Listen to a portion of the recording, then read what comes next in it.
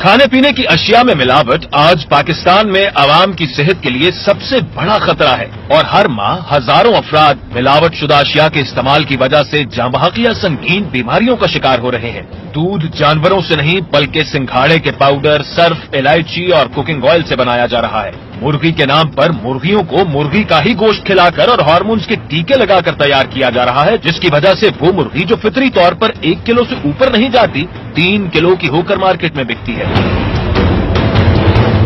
پھلوں کو تازہ رکھنے کے لیے ان پر مومی تہ چڑھائی جاتی ہے، تربوز میٹھا کرنے کے لیے ان میں رنگ اور مٹھاس کے ٹیکے لگائے جاتے ہیں، لیچی پر اسپرے پینٹ سے رنگ کیا جاتا ہے۔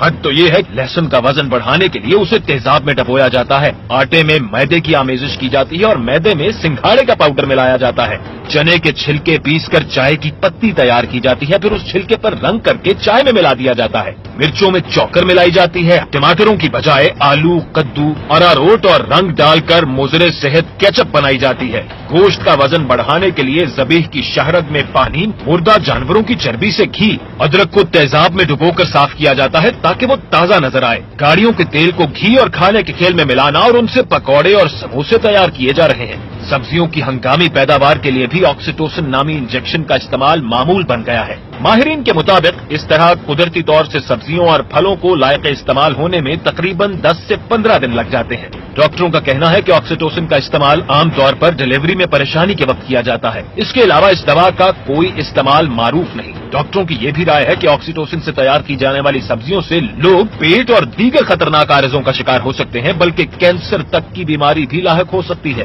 پھلوں میں اسکرین نامی کیمیکل ڈالا جا رہا ہے، جس سے پھل کا ذائقہ زیادہ میٹھا تو ہو جاتا ہے، لیکن اسکرین کے استعمال سے یہ پھل صحت کے لیے انتہائی مضر ہو جاتا ہے۔ بلیوں کو پلایا جانے والا امپورٹڈ جوس بازار میں مینگو جوس کے نام سے فروخت کیا جاتا ہے۔ یورپی ممالک میں جو خوراک زائد المیعاد ہو جاتی ہے اسے اسکریپ کے ساتھ پاکستان درآمد کر کے یہاں اس کا لیبل تبدیل کر دیا جاتا ہے، پھر تازہ تاریخ کے ساتھ اسے مارکیٹ میں کھلے عام بیچا جاتا ہے۔ پنجاب فوڈ اتھارٹی کے مختلف چھاپوں میں یہ بات بھی سامنے آئی ہے کہ گدھے، خنزیر اور دیگر حرام اشیاء کا نام مٹن اور بیف کے نام پر مختلف ہوٹلوں میں کھلایا جاتا رہا ہے، جبکہ مردہ جانوروں کا گوشت بھی شہر بھر میں فروخت کیا جا رہا ہے۔ اس سب ملاوٹ کا نتیجہ کینسر، معدے کی بیماریاں، ہائی بلڈ پریشر، دل کی بیماریاں اور نہ جانے کن اذیتوں کی صورت میں نکلتا ہے۔ حکومت پنجاب ملاوٹ اور اس فوڈ ایڈلٹریشن کے خاتمے کے لیے صدق نیت سے جہاد کر رہی ہے، لیکن یہ بھی حقیقت ہے کہ جب معاشرے میں عزت کا معیار دولت بن جائے تو پھر حرص کا شیطان سر چڑھ کر بولتا ہے اور کوئی سزا اور کوئی اخلاقیات انسان کو عدل کی راہ اپنانے پر مجبور نہیں کر پاتی۔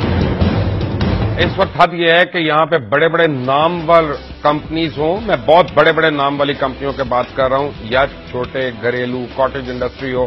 سب کے سب اس جرم میں شریک ہیں۔ حالت یہ ہے کہ اس ملک میں اب تو زہر بھی خالص نہیں مل رہا،